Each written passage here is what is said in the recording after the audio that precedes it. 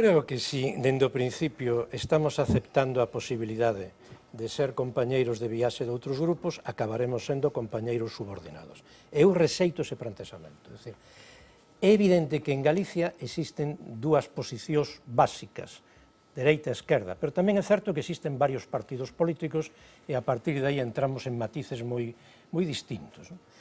Eu o que defendo é que en Galicia a única alternativa real ao goberno do Partido Popular é o Partido Socialista. Calquera outra fórmula é engañosa para os cidadáns. E o acabamos de ver. Deberíamos de permanecer calados porque agora estén fracasando algúns gobernos das mareas e pasar así 3 anos calados ata as próximas eleccións municipais.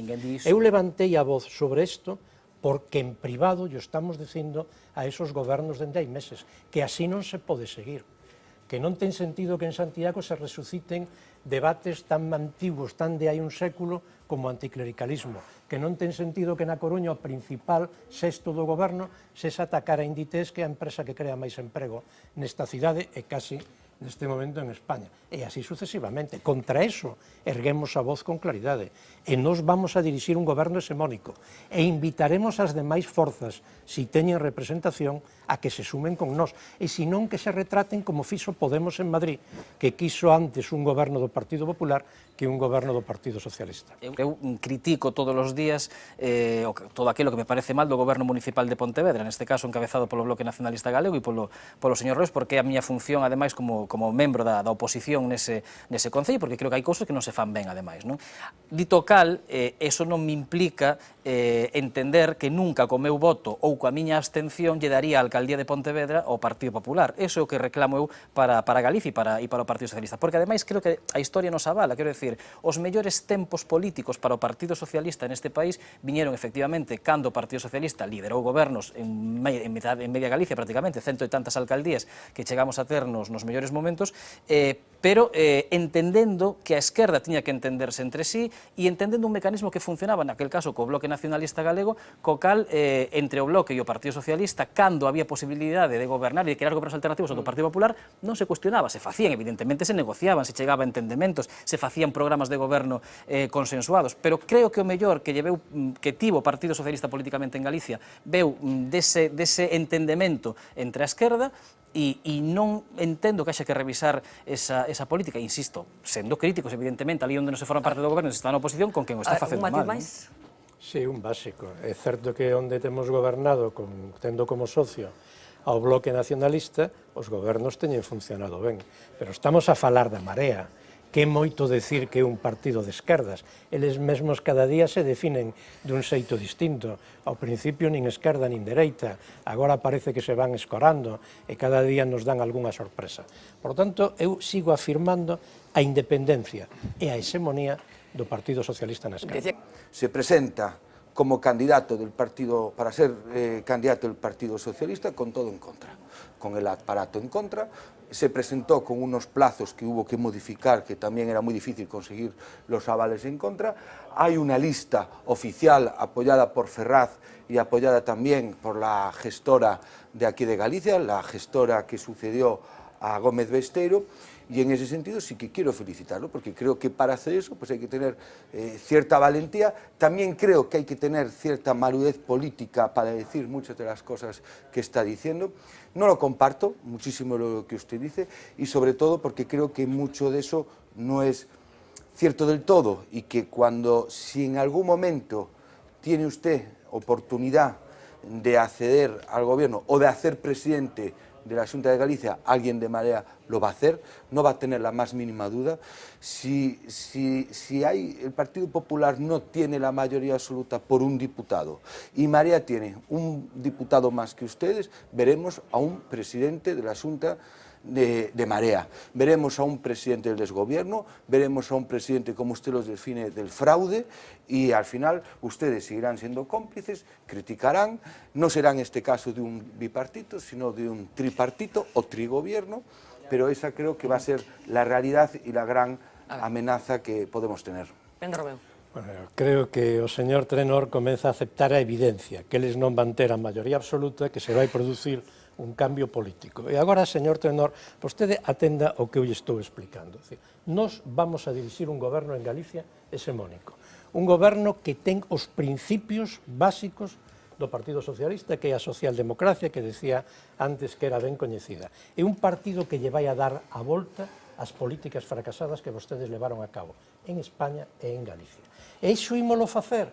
En que condicións? Coas que digan os cidadáns co seu voto, que é o que se traduce logo en escanos na Cámara. Eu confío que cheguen a darnos unha maioría suficiente para que haxa un goberno coas mínimas servidumes posibles, pero dende logo un goberno que se saquen a resolver os 4 ou 5 problemas principais deste país que vostedes non quixeron, ou non souberon, ou fracasaron a hora de abordalos. Como vin este discurso do anticomunismo, sobre todo vindo de persoas que militaron no Partido Comunista, que me parece incluso bastante máis, para min, me parece máis insultante.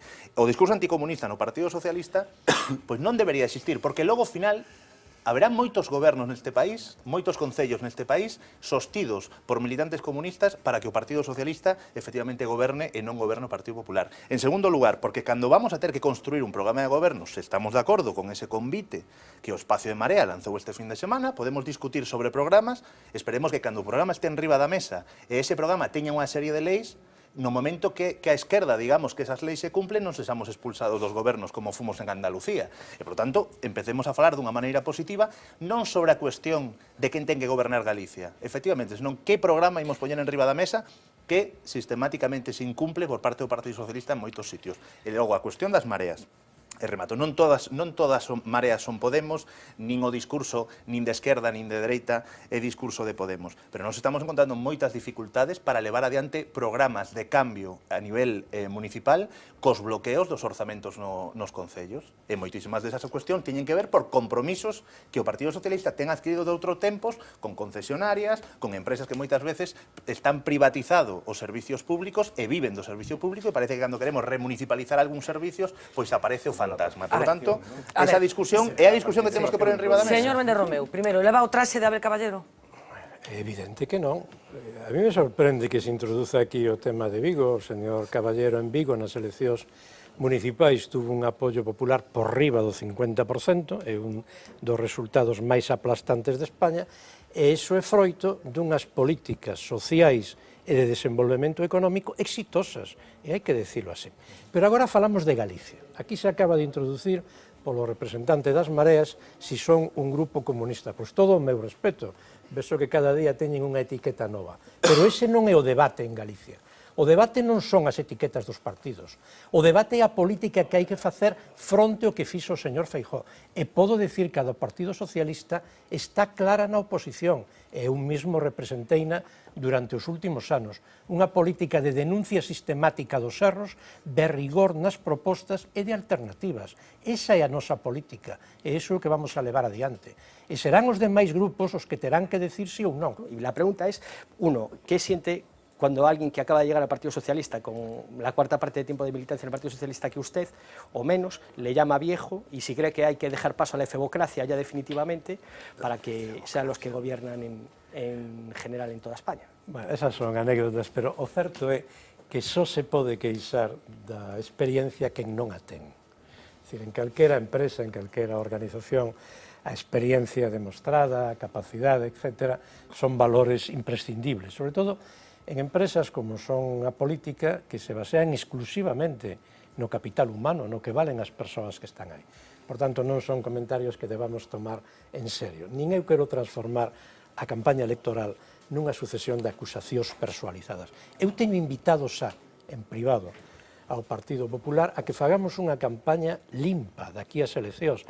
É dicir, unha campaña que non este basada na descalificación persoal, moito menos nas acusacións, sino no debate sistemático dos problemas do país e das alternativas. Estou a favor de que andamos constantemente indo ao pasado e ás disputas. Eu creo que, afortunadamente, no ano 78 pechouse prácticamente, definitivamente, unha etapa moi negativa para a historia do noso país, que foi unha ditadura, que foi unha guerra civil, e, polo tanto, eu non estou a favor de que agora estemos aínda 40 anos despois, cando nós xa vivimos en democracia, afortunadamente, constantemente os mozos e mozas, que xa creo que xa non o facemos. Pero, por exemplo, hai que financiar as exhumacións de xente que aínda está enterrada en cunetas? Bueno, eu creo que cada caso é singular e haberá que analizalo. Pode ser casos insustos, pero eu non creo que de forma generalizada haxa que, bueno, pois, que andar constantemente, bueno, pois, vamos, nin financiando, nin a estar indo ao pasado sumando, oye, habrá que analizar cada caso como sexa, non? Porque non todos os casos son iguais. Pero sí convén decir unha cousa, porque a moitas veces se fala da guerra civil, nós que non a vivimos, evidentemente, un segundo, Héctor, que vas a ter o teu tempo. A guerra civil chegase a través dunhas consecuencias. E sempre falamos do 36 ou 39 e nunca falamos como se chega a unha guerra civil, non? E nunca falamos que hai dous bandos e que evidentemente hai un bando que gaña e un bando que perde. Eso é unha realidade.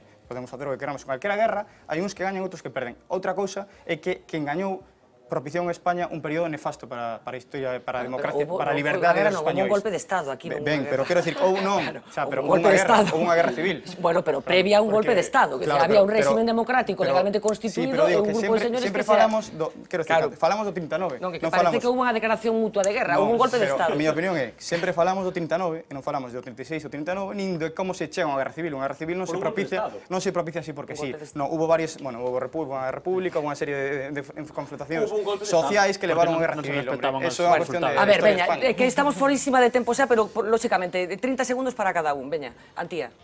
Cal era a pregunta? A pregunta é, hai que dotar de fondos a Lei de Memoria Histórica, aplicala na súa totalidade? Sí, por suposto. Hai unha necesidade absoluta de intentar curar aquelas feridas que quedaron abertas. Houve un período de posguerra moi longo no que moitísima xente morreu aínda máis alá do período de guerra propiamente dito.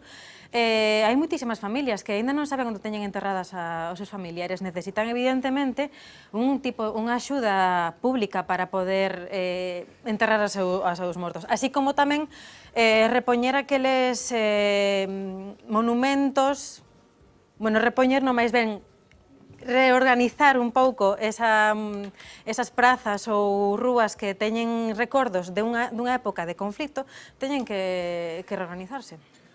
Alberto. En calquer estado que padeceu unha ditadura fascista como foi aquí, e máis tan recentemente con netos e netas vivas de persoas que foron fusiladas e asesinadas, dicir que hai a quen habería que exhumar e recuperar e a quen non, se estudaría cada caso, pois se iso fose nun estado normal, a ti pediríanse a tua dimisión do cargo que tes.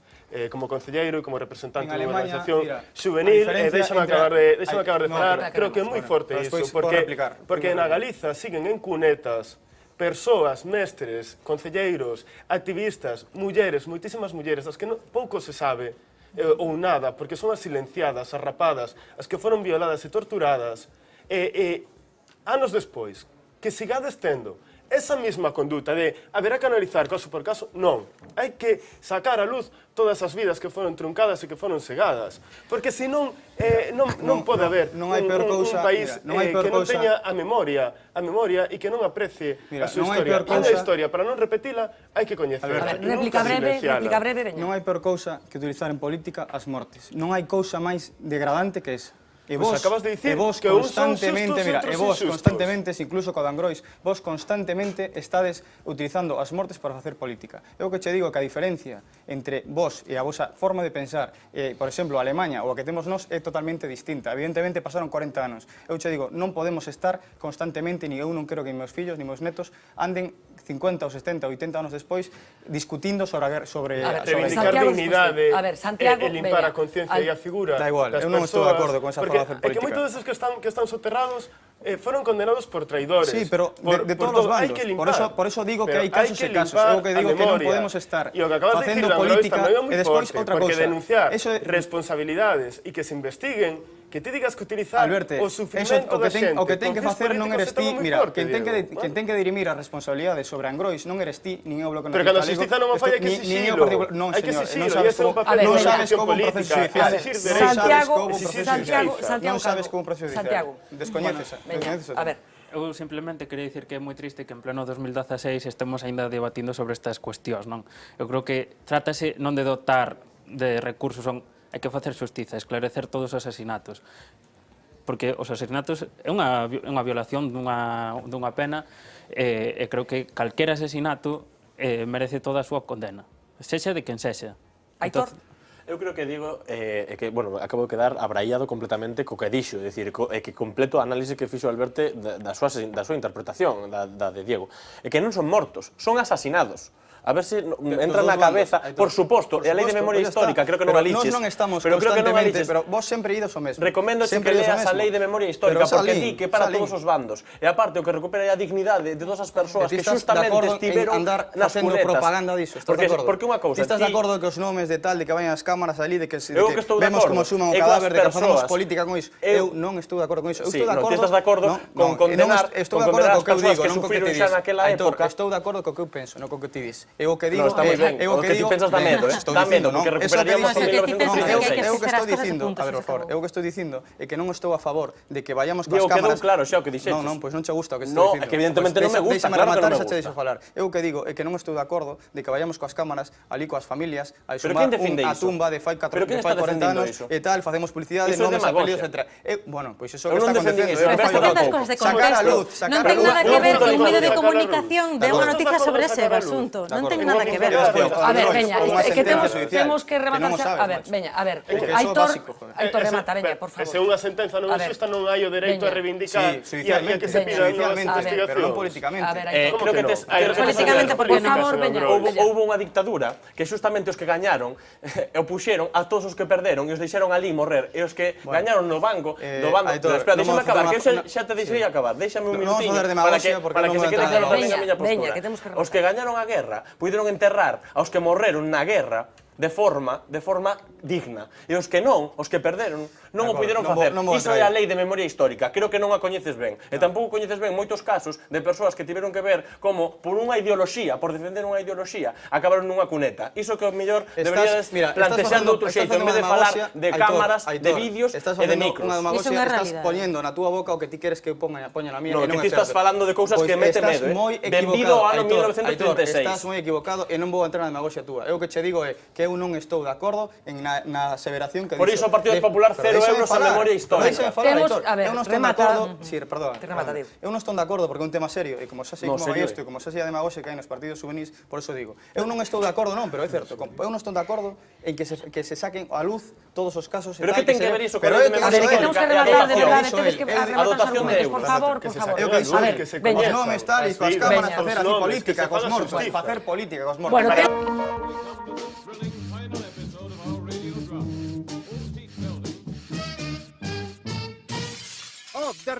En Pontevedra hai un showman na alcaldía. Cuando seas mayor te compraré un coche, dícelle. E despois o neno chorando. Chorando o neno. E veo son de Pontevedra. Que ademais de showman é todo un políglota. Eu falo galego da costa, mas do interior un pouco.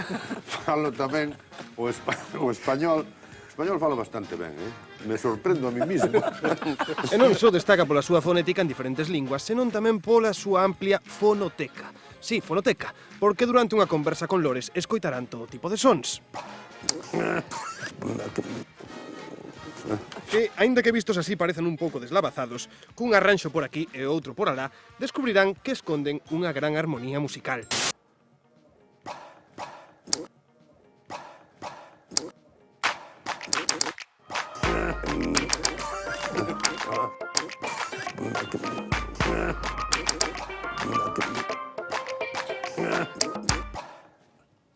A mí non me gana en moderno nadie.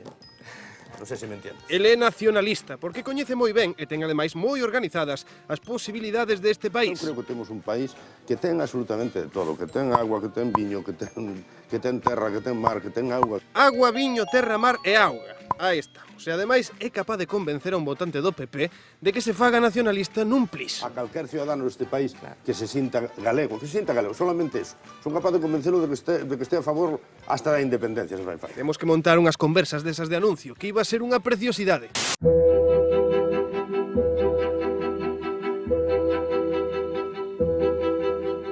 Buenos días y muchas tardes. Buenas noches. Mariano, efectivamente, ya que no lo sepa, es nacionalista. Galicia para mí es una nación. Me sorprendo a mí mismo. E ademais sabe ser elegante.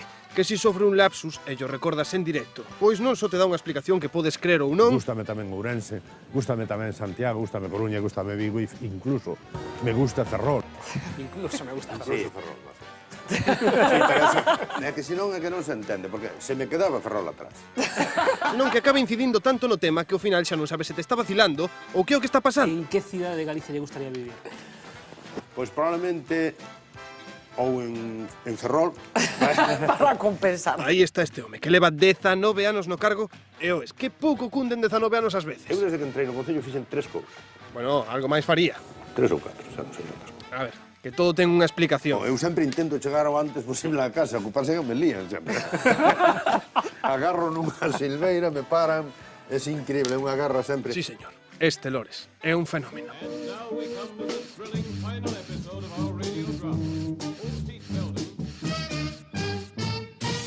Off the record. España, España, bandera, bandera, un respetito, hay solo una patria, España, España, bandera, bandera, pero ¿qué estáis haciendo con la madre patria? Que solo queda ella, España, España, bandera, bandera. Entonces, si no vemos eso, si no vemos esa relación del privilegio dentro de la democracia ateniense a costa de lo que se está haciendo fuera, estamos entonces totalmente ciegos, de derecha o de izquierda. Que te haga una pregunta más sencilla, porque esto que es una pregunta que se puede responder fácilmente. ¿Te parece mejor la situación de Europa donde los ciudadanos pueden viajar libremente por toda Europa, incluso sin pasaporte, o la situación de Cuba donde para salir de Cuba hay que ser un balsero y salir esto? Vamos a ver. ¿Qué te parece mejor? Yo no estoy... Digo por la muralla. Sí, no, es decir, ¿qué es más libre? ¿Qué contribuye más al bienestar de los ciudadanos? La situación de Europa o de Estados Unidos, donde uno entra, sale, va, viene, viaja, o la situación de Cuba, donde para salir del país hay que salir en una balsa jugándose la vida. Muy bien. Coño, vamos a hablar claro. Me oíste haciendo la crítica a Cuba, me lo oíste hace un rato. Poco, te oí poca crítica a Cuba. ¿Quieres que yo me dedique a hablar de Cuba? No, yo quiero que tú te dediques a lo que tú quieras. A mí me parece que obviamente hay problemas políticos serios dentro del modelo del socialismo del siglo XX. ¿Te gusta que la gente no pueda viajar fuera de Cuba o no te gusta? Pero lo que te voy a decir es lo siguiente. Esto que llamamos democracia, yo le llamo plutocracia. ¿Tú sabes por qué le llamo plutocracia? Porque sí, ya lo sé. En Occidente nosotros no elegimos, no hay elecciones, hay selecciones. Selecciones no es otra cosa que candidatos, sobre todo en Estados Unidos. Mira a Estados Unidos, mira a Inglaterra, mira a Francia, mira a estos grandes poderes. Tú ves claramente que ahí no hay elecciones, ahí hay selecciones. Si eso tú le quieres llamar democracia, bueno, pues entonces estás estirando... Perdóname, le estás estirando el término de una manera bastante grande. Yo le prefiero llamar plutocracia. ¿Por qué? Porque ahí tú no puedes ser candidato de nada sin tener millones de dólares que te estén auspiciando y que si Wall Street no te está financiando, este señor, tú no vas a poder hacer... No ha estado financiado por Wall Street, ni ha tenido millones, ha sido vicepresidente de la Junta. Muy bien, pero te estoy diciendo... Salvo que hayas tenido millones de Wall Street, que lo desconozco. Te estoy diciendo, los grandes poderes... En los grandes poderes, si tú no tienes, de alguna manera, recursos para tú competir, te estoy hablando de los grandes poderes, bien, te estoy hablando de posiciones... de los grandes poderes, eso que tú llamas la democracia liberal occidental que ha traído desarrollo, bienestar y libertad. Bien, esa democracia liberal que tú estás nombrando así se ha hecho a costa de ¿qué? A costa de genocidio, a costa de esclavización, a costa de colonización, a costa de golpes de Estado organizados y orquestados para que los recursos naturales lleguen baratos acá, etcétera. O sea, lo que te quiero decir es que si nos centramos en que este sistema y no vemos el fondo de cómo se construye esto y no vemos que esto, si eso tú le llamas democracia, perdóname, yo prefiero no llamarle, yo le llamo plutocracia, porque es la democracia de los ricos, de la gente que son los que en última instancia deciden por todo el mundo. ¿A dónde deben poder salir los cubanos? A donde quieran. Entonces estaba bien aplicárselo a los sirios. A esos que no dejamos entrar en Europa, a esos que dejamos morir en el mar, a esos que dejamos abandonados, iguales que los que están en la frontera en Marruecos, esos también deberían poder ir a donde quieran. Esa era una de las preguntas, la otra Pero que... no será para él, será para mí esa en todo caso, ¿no? Esa era para ti. Veo que es para mí. Esa era para ti. Ya. Yo te lo explico enseguida a dónde pueden ir los cubanos, a donde les dé la gana. Que se la aplica a todos. Gonzalo? A mí me parece perfecto. A donde les dé la gana. Totalmente Salvo que tú estés de acuerdo en que no se puedan mover de allí y que tengan que salir clandestinamente en balsas jugándose la vida, que también quizás estás de acuerdo con eso. Y que los eso. mexicanos puedan ir a Estados Unidos. Claro, sí, claro. Es que los mexicanos pueden ir a Estados Unidos. No, los mexicanos no pueden ir a Estados Unidos. Perdóname. Los mexicanos tienen que cruzar frontera ilegalmente para poder llegar a Estados Unidos porque no les dan visa, punto. Y no tratan a los cubanos de la misma manera. Es distinto que no puedas viajar porque en un sitio no te dejan entrar, que no puedas viajar porque del país de donde vives no te dejan salir. ¿No apreciáis la diferencia que hay entre una cosa y otra? No, perdóname. Porque si no se aprecia la diferencia... En Cuba, tú estás hablando de una Cuba de hace 40 años, de la Guerra Fría. La Cuba de hoy día, los cubanos viajan y los cubanos salen y tienen visa para salir. Estás hablando de una Cuba de la Guerra Fría de hace 40 años. A ver. No. Había balseros, hombre, ¿cómo no? Podemos buscarlo en los periódicos. Había una segunda pregunta. Había una segunda pregunta en este caso para Ramón y era una reflexión al hilo de dos noticias que salieron hoy en la prensa, o salieron estos días en la prensa española, una que tenemos una deuda del 100% del PIB y otra que la multa por incumplimiento, la posible multa por incumplimiento del déficit que se le va a imponer o se le puede imponer a España, sí, que puede ser de 2.000 millones de euros creo, va a ser después de las elecciones porque no quieren intervenir en política, por tanto intervienen en política después de las elecciones y se convierte en una forma de condicionar al nuevo gobierno. Y con esto quería llegar a la pregunta que es si la deuda es un instrumento de dominación. Claramente el tema de la multa apunta a esto. Yo dejo la multa para después porque eso me da la opción de modular las políticas. O gobierna quien está, quien va a hacer las políticas de motu propio, el Partido Popular, por decirlo en Román Paladino, o gobierna quien, bajo la presión de una multa, bajo la presión de 1 billón de euros de deuda que genera 32.000 millones de intereses al año, está sujeto a ese famoso dictado de los mercados. Por tanto, si la deuda es una herramienta de pérdida de soberanía y sobre todo a quien considera, si esto es así, a quién consideras que va esa cesión de soberanía, si es solo a los mercados, si es a determinados países como Alemania. Sí, la Unión Europea yo creo que queda evidenciado en los últimos años que es un gran mito. O sea, lo que está, todos los países ceden soberanía menos el Estado alemán. La Unión Europea no es otra cosa que el Estado alemán imponiendo su soberanía al resto de los países. Y las condiciones de pago que ponen al resto de los países están determinadas por ellos. Lo primero que habría que hacer es una auditoría de la deuda, como hizo Correa en Ecuador. Vamos a auditar la deuda, vamos a ver qué de esa deuda es responsabilidad de los ciudadanos y que esa deuda es una manipulación de esta plutocracia para que las malas inversiones hechas por los bancos terminen pagándolo a los ciudadanos. Eso hay que mirarlo con detenimiento. Y lo que sea que haya que pagar porque es responsabilidad ciudadana, se paga. Y lo que no es responsabilidad ciudadana, entonces no se paga. Es decir, ahora mismo lo que está ocurriendo es que, mira, si usted hace una mala inversión y usted pierde su negocio, a usted nadie lo viene a salvar.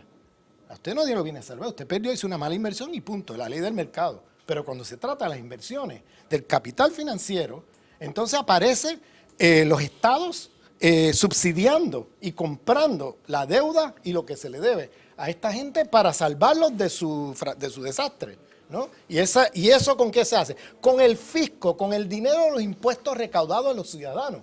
Y eso se impone como política europea, eso no se decide democráticamente, eso no se pone en referéndum. Ninguna de esa gente del Banco Central Europeo, de la Troika, han sido electos por nadie aquí, o sea, hablando otra vez de la plutocracia y no la democracia. En un sistema plutocrático como este, gente no electa decide cuánta sanidad usted va a tener y cuántos cortes de sanidad y cuántos cortes de educación y cuántos cortes presupuestarios usted va a tener, aunque se muera la gente, eso no importa. Mira lo que está pasando en Grecia, gente pasando hambre en Grecia, pero eso es a costa de ¿qué? A costa de una deuda que, malas inversiones hechas por el capital financiero que ahora pretenden que la gente pague por ello, por esa deuda. Y hay que hacer una auditoría para poder determinar qué es responsabilidad de lo que es una irresponsabilidad de los alemanes imponiendo cosas al sur de Europa. Cando empezou a política de austeridade, a idea era hai que controlar o déficit para que non incremente a débeda. Completando a lección de Gonzalo, a débeda e os déficits acumulados, que se transforman en débeda. Si esa era a orientación central, exclusiva da política de austeridade, o fracaso é estrepitoso, porque o nivel de déficit non se corrixiu e o nivel de débeda está estratosférico. Cando gobernaba aquel terrible Zapatero, a débeda era o 36% do PIB, agora o 100% do PIB. Prácticamente se multiplicou por 3, dende o ano 2007 ao ano 2015. 15, estos son datos de 2015. Por que sucede eso? Pois sucede porque non hai crecemento económico. Na historia da humanidade, non de España, do capitalismo, a forma de enfrentarse aos problemas de débeda pública son sempre única e exclusivamente a través do crecemento. Do crecemento da economía real, do PIB, dese 2-3% que crece o PIB, e do crecemento dos precios, a inflación, que en conxunto deixa ese concepto de crecemento nominal da economía. Que se fixo? Recortar, e eu vou levarle a contraria a Roberto. Cando un compara o gasto público en España no ano 2014 co gasto público en España no ano 2009, hai 40.000 millóns de euros menos cada ano.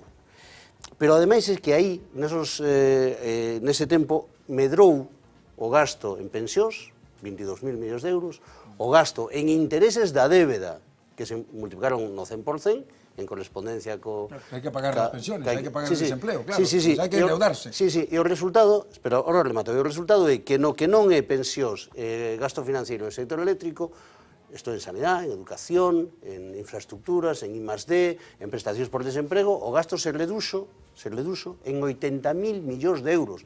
Deixamos de gastar no ano 2014 un de cada 3 euros dos que se gastaban no ano 2009. O recorte é brutal. Roberto falaba con razón de que o sistema sanitario español é posiblemente dos mellores de Europa. Por que é dicir, dos mellores do mundo. Sí, por que custa menos? Porque unha médico española gana menos. Gana a terceira parte que unha médico francesa. E a metade que unha médico portuguesa. Esa é a clave. Poucos traballadores para o nivel de prestacións que fan, traballadores enormemente cualificados, cobrando salarios de miseria. Salarios de miseria non, Manolo. En termos comparados. Non hagamos demagogia. En termos comparados. E por eso se van a Inglaterra, se van a Portugal. Pero ¿cuántos se van, coño? ¿Cuántos se van? Hombre, no me fastidies. Bueno, ganar 3.500 euros en España no es ganar un salario de miseria. Ganar 2.200 euros en España, 2.500 euros en España, para un médico con su nivel de calificación, es ganar esto menos de su nivel de calificación, pero no es un salario de miseria, Manolo, coño. Si hacemos demagogia, pues hacemos demagogia. Acepta a reflexión, pero acepta a miña, que cobran a mitad que un médico portugués e a terceira parte que un médico francés. Claro, si está Portugal como está. E eso explica... Porque cobran la mitad. E eso explica a diferencia. Vou dar un dato que eu creo que é de enorme relevancia. En España, con Aznar, a débeda pública estaba no 70% do PIB. No 1996. Chegou ao 36% do PIB. Baixou case a metade. Sin embargo, o volumen nominal de débeda, o número de miles de millóns de euros que debíamos, era o mesmo. Porque a débeda pública, vouche dar un titular, a débeda pública non se paga nunca. Os estados non pagan a débeda pública. Bueno, xa o teñes dito aquí tamén, é un titular repetido. A débeda pública, digamos que... Pagan los intereses de la deuda. Sí, se pagan os intereses de la deuda. A débeda pública se refinancia, o que se fai é reducila a través do crecemento económico. Como é unha ratio, termino con un dato, como é unha ratio entre débeda e PIB, bastaría con 10 anos de crecemento de 3% do PIB e 2% do IPC, 5% nominal, para que en 10 anos a débeda se colocara no 50% do PIB por baixo dos latios de ortodoxia. Por lo tanto, elemento central, clave central, crecemento económico e algo de inflación. Pero estamos crecendo, Manolo. E mentras as políticas de austeridade comprimen a capacidade de crecer de Europa, porque non é un problema noso, un problema da Unión Europea, pois non é posible enfrentarse aos problemas da débeda. A ver, Europa hablando de... ¿Cuál era la diferencia tan grande que acabamos coincidiendo público el déficit del Estado en el año 2008? El año 2008? 0,5, 0... No, era más. Era el 4%. el déficit público era el 4%. En el año 2011, ¿recuerdas cuál era? 11, 9. Sí, el 9. Es decir, en un año le metimos 5 puntos al déficit. Decir, y ahora estamos otra vez en el 5. Pero ¿sabes cómo fue? Espera. ¿Tú sabes cómo fue? Espera, solo estoy diciendo una cosa, déjamela decir. Decir que no hemos hecho nada sobre el déficit en 4 años es una mentira como una casa. Y digo mentira porque no la dices por equivocación, la dices para hacer un discurso. No es posible que no sepas eso. Tú sabes que teníamos el 4% de déficit en el 2008, el 11% en el 2009 y que hubo que hacer todo lo que se hizo para poder bajar el déficit todavía al 5 y ahora hay que bajarlo al 3. Maquillado, por cierto. Entonces, si todo eso no lo contamos así, no nos enteramos de nada. La segunda cuestión es, además de eso, como cuando hemos pasado del 4 al 11, hemos además destrozado el modelo económico, también hubo que hacer rescates, reestructuraciones con reconversiones a mazo. Y hubo, entre otras cosas, que como se perdió el empleo a mazo, se estaba perdiendo a mazo en aquel momento, hubo que pagar también los seguros de desempleo. Los seguros de desempleo.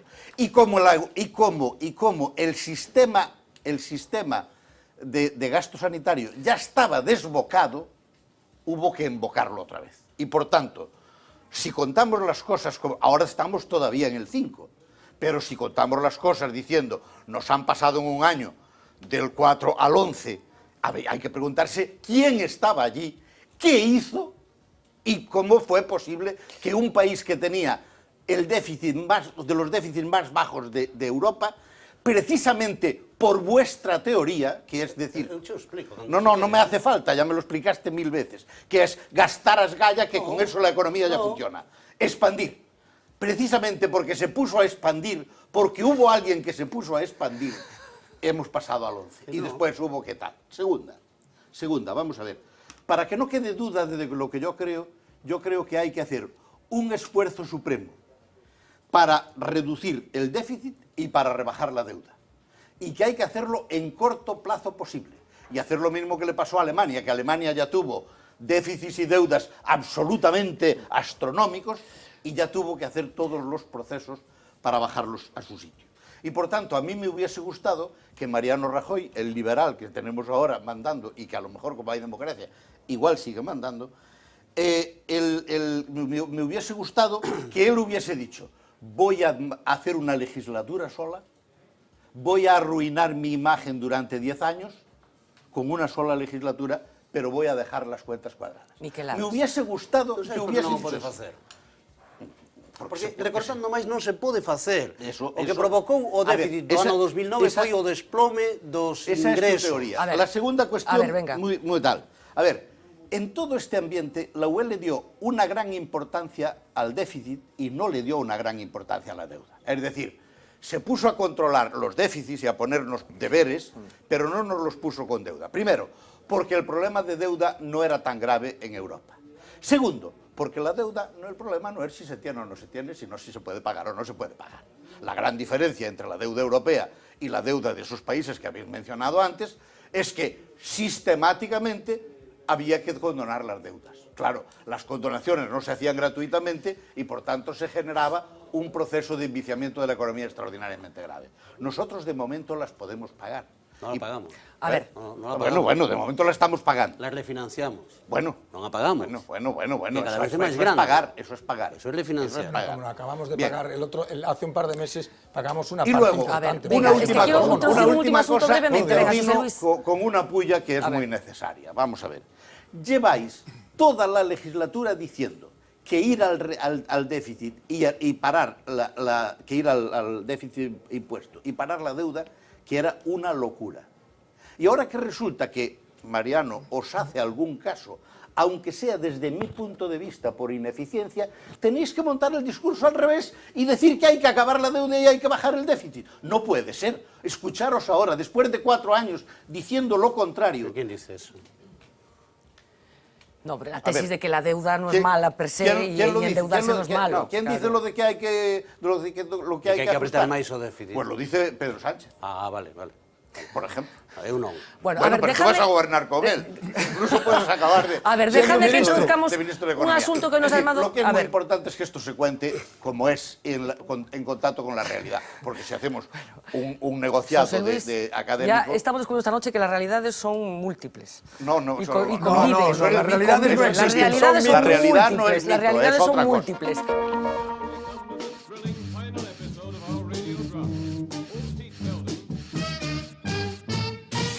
Off the record. Lo primero de todo, decir que no hemos podido disfrutar la alegría que nos ha producido este compromiso. Por certo, xa que hubo un medio debate aquí, podíamos repetir o debate entre os dous candidatos ás primarias. En canto sexa posible. Comprométese aquí con Naturalmente. Bueno, pues queda comprometido entón. Sabiendo que Méndez Romeu tiene que estar sufriendo al no poder tomarse una caña con los del lado contrario. Con ningún dos dous se tomarían as cañas. Pois non creo que cos rivais políticos sexa aceitado tomar unhas cañas. Qué triste.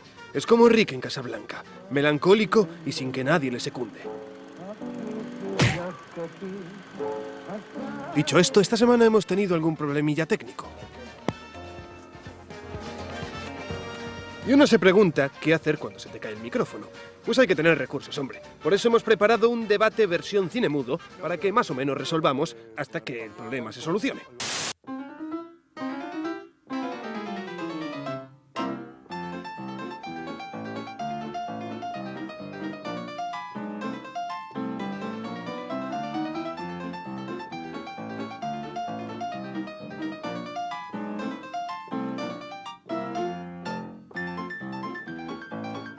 Porque a veces no tienes tu mejor día y casi es mejor el silencio, porque encontrar la palabra adecuada no siempre es fácil. Claro, eu creo que puro tactismo, trato de explicarlo, puro tacticismo, os generales,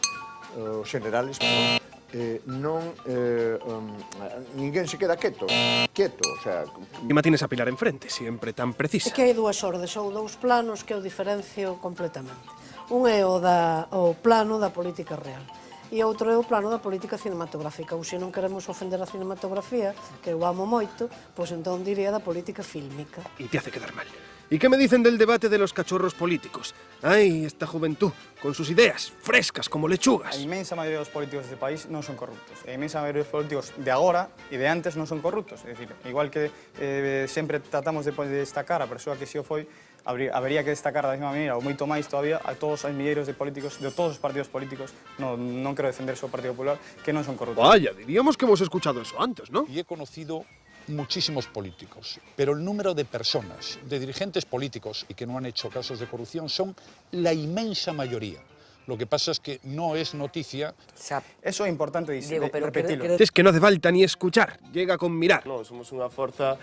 A ver, bandeira con estrella, vemos ahí bien grande Galiza, estrella roja en la solapa, qué duda cabe, este es de Ciudadanos. Por cierto, la cara de Aitor Bouza tras la metedura de pata del líder de las juventudes del PP. A guerra civil chegase a través de unhas consecuencias. Sempre falamos do 36 ou 39 e nunca falamos como se chega unha guerra civil. Non? E nunca falamos... Da para meme. De ahora en adelante lo utilizaremos siempre. Qué útil nos hubiese sido de haberlo tenido antes. As obras de Rosalía Castro son, digamos, o noso Quixote desde o punto de vista do noso idioma. Cal é a preferida? Poemas galegos pode ser. Es que es insultante. Tranquilo. Soy gente normal. Tú, por favor, ¿quieres dejar que me está llamando anormal? Cantas estrelas ten a bandeira europea? 27, non? Bueno, ten 12, poucas menos.